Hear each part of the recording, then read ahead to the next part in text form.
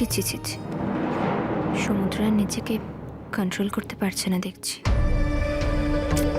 কিরকম ভাবে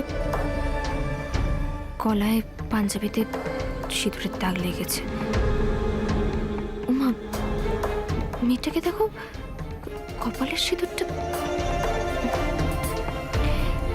কাল সারা রাত যা করেছে একেবারে বিজ্ঞাপনের মতন সবাইকে দেখিয়ে বেড়াচ্ছে। সকালবেলা একসঙ্গে কফি খেলাম, তখনও আমার চোখে পড়েছিল এর মধ্যে আবার মেয়েটা সমুদ্রের কাছে গেছে।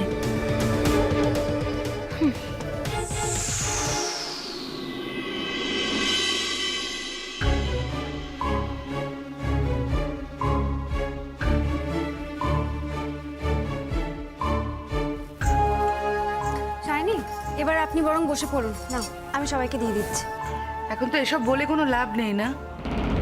তুমি তো সকালে উঠতেই পারোনি, জানতে তো আমরা সকলে বেরোবো। কোয়েল এই সময় ওর মেয়ের সাথে যায় কলেজে, জানতে না? হ্যাঁ মা, ওই আজ একটু দেরি হয়ে গেল।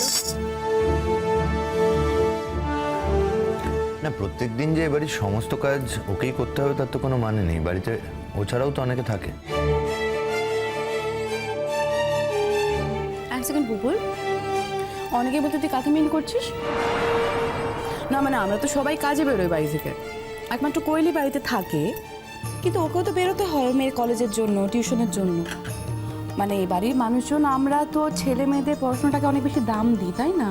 না না, মানে ও আসার আগে যে আমাদের চলতো না তা তো নয় শাহানাদি, চলতো তো।